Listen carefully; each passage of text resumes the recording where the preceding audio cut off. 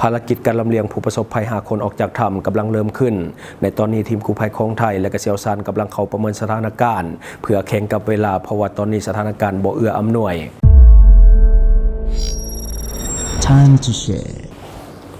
สวัสดีท่านผู้ชมกลับมาพบกับรายการทำทูแซ่สำหรับหัวข้อข่าวที่เราอยากจะนำเสนอในวันนี้ก็คือเกี่ยวข้องกับการก่อติดสถานการณ์เรื่องของการช่วยเหลือผู้ประสบภัยที่เมืองรองแจงแขวงไสสมบูรณ์คือเก่าเนาะก็คือมื้อนี้ภารกิจการลำเลียงผู้ประสบภัย5 คนออกจากถ้ำกำลังเริ่มต้นเนาะเพราะว่าในตอนนี้ทีมกู้ภัยและก็ผู้เชี่ยวชาญของไทยกำลังเข้าไปประเมินสถานการณ์เพื่อเบิ่งว่าจะมีความพร้อมหรือบ่ที่จะเอาผู้ประสบภัยทั้ง5 คนออกมาเพราะว่าตอนนี้ต้องเฮ็ดเวียกแข่งกับเวลาเนื่องจากสภาพอากาศบ่เอื้ออำนวยคล้ายกับว่าจะมีฝนตกลงมาในช่วงนี้ต้องได้เล็งเนาะก็คือภารกิจในครั้งนี้บ่แม่นผลงานของคนใดคนหนึ่งแต่ว่าเป็นผลงานของทุกคนที่ว่าอยู่เบื้องหน้าและเบื้องหลังในการเหตุภารกิจในครั้งนี้แต่ว่าความรับผิดชอบและก็ความกดดันจะตกเป็นของหัวหน้าทีมหรือว่าผู้บัญชาทีมงานทั้งหมดเนื่องจากว่าได้รับมอบหมายและก็ไว้วางใจจากทางการของสปป.ลาวให้เป็นผู้ดำเนินการทั้งหมดทั้งเป็นผู้ประสานงานเป็นผู้วางแผนการเป็นผู้ลงมือปฏิบัติเองในบางครั้งนั่นก็คือคนที่ชื่อเก่งกาจบงกะวงหัวหน้าทีมกู้ภัยจากประเทศไทยเก่งกาจบงกะวงก็คือได้โพสต์ข้อความผ่านสื่อในเวลา 12:01 น.ของวันที่ 28 เดือน 5 ปี 2026 ที่ผ่านมาก็คือช่วงเช้าผ่าน Facebook ส่วนตัวซึ่งมีเนื้อในอยู่ว่าเบื้องหลังความสำเร็จหอบคนหาคนนี้คอยถือเจียโง่แผ่นหนึ่งตั้งแต่มือทำอิฐและกะเป็นเจียที่คอยห่างแผ่นพังเส้นทางภายในถ้ำแล้วกะสะเก็ดมันออกมาเป็นแผนภารกิจการค้นหารายละเอียดที่ผิดพลาดได้เจียมันมีเพียงแต่ 5% เท่านั้นติดตามแผนภารกิจสุดที่ 2ที่จะเริ่มปฏิบัติการค้นหาอีก2 รายในพื้นที่ถัดไปลุยกันต่ออันนี้ก็คือข้อความสั้นๆจากหัวหน้าทีมกู้ภัยของประเทศไทยอาจารย์ติงลี่หรือว่าเก่งกาจบงกะวงหัวหน้าสูตรกู้ภัยในภารกิจค้นหา7 ชีวิตติดถ้ำอยู่ในลาวบอกว่าการเหตุภารกิจในครั้งนี้บ่แม่นเรื่องง่ายๆถึงแม้นว่าจะพบแล้ว5 คนที่รอดชีวิตแต่ก็ยังมีสเต็ปต่อไปก็คือต้องวางแผนค้นหาอีก2 คนซึ่งตอนนี้บ่ฮู้ว่าพวกเขาอยู่ไสข้อมูลที่ว่าต้องมาวิเคราะห์ร่วมกันก็คือข้อมูลจากการสแกนถ้ำซึ่งยังสแกนได้บ่ทั่วถึง 100% ข้อมูลจากชาวบ้านในพื้นที่ที่รู้จักเส้นทางและก็สุดท้ายก็คือข้อมูลจากผู้รอดชีวิตว่าในถ้ำนี้มีทางใดไปแน่บนใดที่ว่าสูงบนใดที่ว่าต่ำและก็เส้นทางใดที่คาดว่าอีก2 คนที่จะไปพักอยู่บนนั่นแต่เบื้องหลังของการค้นพบหาชีวิตหัวหน้าสุดกู้ภัยถือเจียแผ่นเดียวที่บันทึกห่างเส้นทางภายในถ้ำและสเก็ตเป็นแผนภารกิจการค้นหาอาจารย์ติงลี่หรือว่าเก่งกาจบงกะวงก็คือบอกว่าข้อมูลนี้ผิดพลาดเพียงแต่ 5% เท่านั้น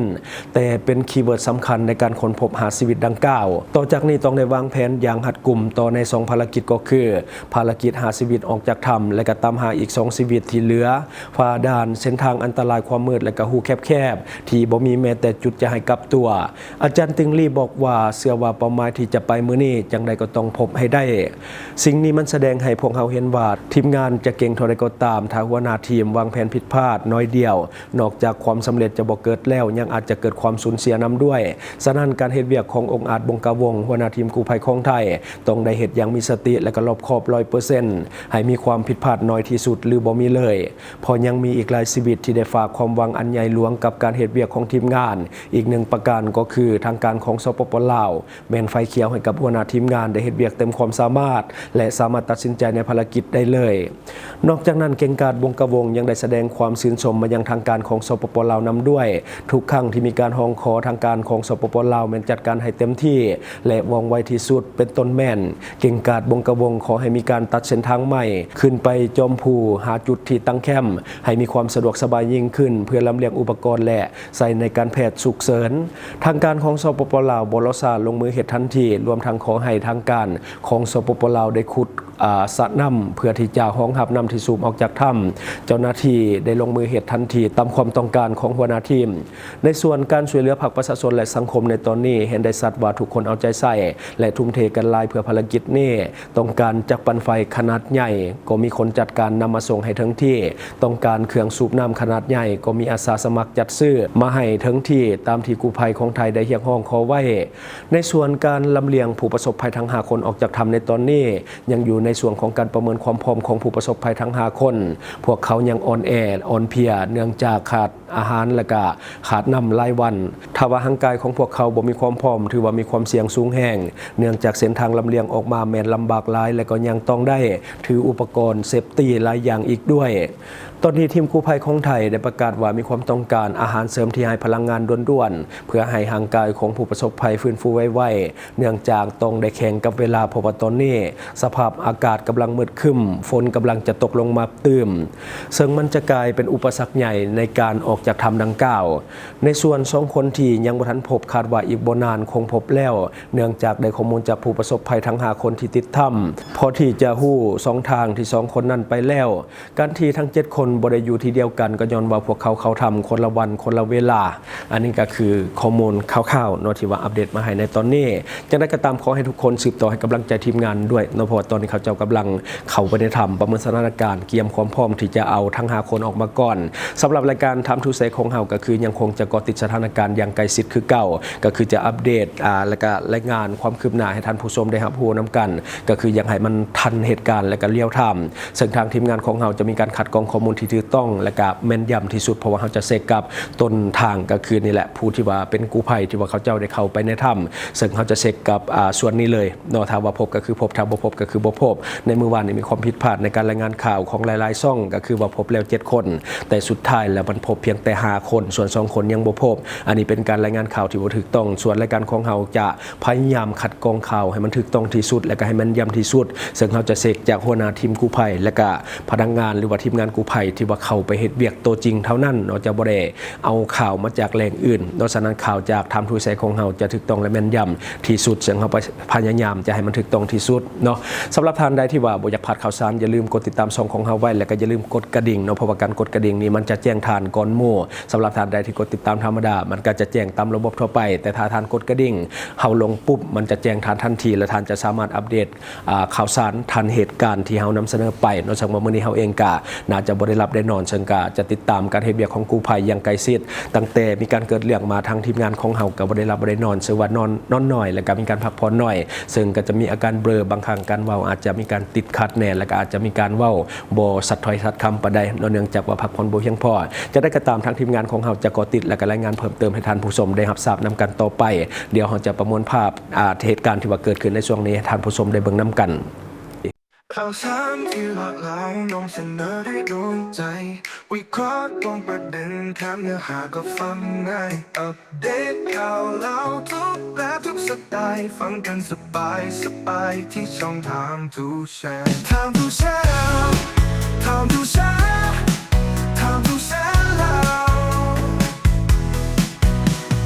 ครบเครื่องข่าวคนเล่าแท้ๆนำเสนอลงคลิปใหม่ทุกวันเปิดมาเมื่อไรก็ได้เจอให้ชมกันฟรีเสิร์ฟสิ่งดีๆให้เสมอข่าวราวยุคใหม่ไว้ใจไทม์ทูแชร์ไทม์ทูแชร์ไทม์ทูแชร์ไทม์ทูแชร์เราครับสวัสดีครับทุกคนก็นะครับขณะนี้เราอยู่โถงสุดท้ายนะครับเราเข้ามาตอนนี้น่ารู้สึกว่าจะ3 ชั่วโมงแล้วที่ตอนนี้6 โมงเย็นนะครับนี่เป็นอาหารตั้งแต่เช้านะครับตอนนี้อันนี้วางระบบปั๊มจะสูบน้ำให้ไวที่สุดนะครับใช่วันนี้เราจะเอาออกมาที่เราออกแบบนี้มีอารมณ์ว่าต้องเอาออกวันนี้แต่เราต้องทำการสูบน้ำก่อนครับก่อนนะครับที่เราเห็นตรงนี้เป็นโถงสุดท้ายก็คือเนี่ยเราห่างจากตู้5 ลายเนี่ย20 เมตรก็คืออยู่ขั้นกลางแค่ระดับน้ำขั้นพวกเราอยู่25 เมตรเราก็ถึงแล้วนะครับอันนี้ลูกชายของเขานะชื่ออะไรนะอ้วนนะครับก็ติดอยู่ด้านในทำมาเต็มที่ใช่ไหมแล้วก็อีก2 ลายหาให้แน่นอนเราก็จะค้นหาวางแผนไว้เรียบร้อยแล้ว2 ลาย1ในนั้นคือพี่ชายผมด้วยโดยเองเหรอใช่เป็นพี่ชายเอาโทรศัพท์นี้ถามนะฮะเป็นพี่ชายเองใช่1 ใน 2นั้นมีพี่ชายผมคนหนึ่งครับโอเคเดี๋ยวพวกเราช่วยทำเต็มที่ใช่ไหมปอนรู้เรื่องโอเค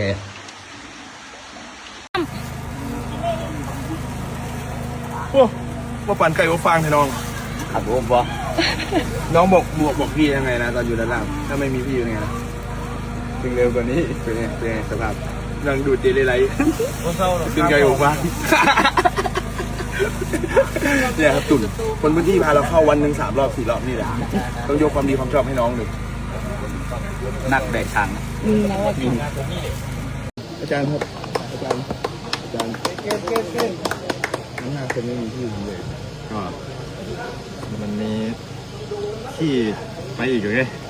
เดี๋ยวเรามีข้าวดีมีข้าวดี ยังมีบางนะ มีหวัง ให้กำลังใจ มีอีกทางนึง มีหวังครับประสงค์กับเจ้าถิ่น เราไปยังไม่หมด ช่วยทุกคนดอกหวาน ต้องช่วยคอยจะมา ดอกหวานแล้วอยู่น้ำเฮานี่แหละไอ้ ระบบไปใช่หรอ ญาติอาจารย์ครับ อัปเดตมือนี้จักปันไฟแมันตั้งเรียบร้อยแล้วกำลังสิดูดน้ำคันดูดน้ำจากทำออกมาแมันคนที่อยู่ในถ้ำแมันยางออกได้เลยว่าตอนนี้นะน้ำมันลายแห้งอยู่ในได้ให้รถจกมาขุดบอนเก็บอ่างน้ำเลยว่ามือนี้นะทีมงานนะได้เวียกลายแห้งเมื่อคืนนี้กันเล็งสุดเล็งเพื่อจะให้โตจักปันไฟนี่มาฮอดว่าโตเก้ามันปั่นบ่ได้มันหน่อยขนาดมันก็เลยไหม้ทางลงไปหาข้าเจ้านะแนวนี้เลยได้เป็นภูเป็นผาเอาคิดเบิ้งข้าเจ้าไปเป็น4-5 รอบแบกข้าวสารแบกน้ำเป็นญาติพี่น้องคนที่ติดในถ้ำแบบมีความหวังแหงเพราะว่าจักปันไฟเฮามาฮอดเฮาเล็งมือคืนนี้น้อมมาฮอดบอนพื้นที่แม่นพร้อมทีมงานแม่นเวียกทุกอย่างแม่นเฮ็ดเบิดซอยเฮ็ดหลายคนมันจังแล้วไว้และอีกอย่างนะยานฝนสิตกแน่คันฝนตกเนี่ยมันแห้งจะลำบากเส้นทางแน่แล้วก็อานานำจะเพิ่มแน่จักปันไฟกับใดนี่นะคันบ่มีทีมงานใจทั้งใจนี่บ่ฮอดทั้งทีใดสุดเลยทางทีมงานเพิ่นก็ลงแห้งลงเหือลงทุกอย่างเลยน้อมนะได้มาพ่อข้าเจ้างานนี่นะดีใจแหงเพราะว่าข้าเจ้านะบอกสอนหลายอย่างมื้อนี้ค่อยได้ยินนะอ้ายประธานสุขว่าจะได้ 99% ค่อยก็มั่นใจแฮงนะเพราะว่าเครื่องเฮาก็มีครบทุกอย่างเอากำลังช่วยและกำลังใจให้กับผู้ที่เชี่ยวชาญผู้ที่บุดคำเราออกข้าเจ้าบุดตั้งแต่ 10 โมงพุ่นน่ะ 4-5 โมงข้าเจ้าออกมามันบ่ได้สบายมันเป็นถ้ำแคบและข้าเจ้าแบบมุดเข้าไปเลยนะเกือกดินเกือกหินไปเลยสุดเลยนี่แหละเขาว่านะคนลาวบ่ทิมกันเอาใจช่วยทุกคนเด้อแหละตัวนี้จะเป็นมีโมลี่ของบริษัทโมลี่มี6 สีมี6รสชาติแต่ละรสชาติมันจะแตกต่างกันไปสามารถสั่งซื้อได้อยู่นามันนะห้างค้าทั่วไปได้เลยตัวนี้เด้อเป็นมีของโมลี่มีลายเส้นแหงสำหรับคนใดที่อยากได้มันสามารถสั่งซื้อได้อยู่ทั่วประเทศลาว และทั้งหมดก็คือสิ่งที่เราเก็บมาเล่าสู่ฟังหวังว่าท่านจะได้รับสาระดีๆสำหรับท่านที่ว่าเบิ่งรายการเฮาอยู่คิดเห็นอย่างไรกับสิ่งที่ว่านำเสนอไปก็อย่าลืมฝากไว้ภายใต้คอมเมนต์ของเฮาและข้าพเจ้าจะเข้าไปอ่านด้วยตนเองขอขอบใจช่องทางที่คุณสามารถรับชมข่าวสารจาก Time to Share Studio Fanpage Time to Share Laos YouTube Time to Share TikTok Time to Share Laos Facebook สิงห์ดาราสายลินอยู่เมืองลาวใช้แต่เงินกีบลาวและส่งเสริมผลิตภัณฑ์ภายในเพื่อลดผ่อนการนำเข้าสินค้าและแก้ปัญหาเงินตา Subscribe for more video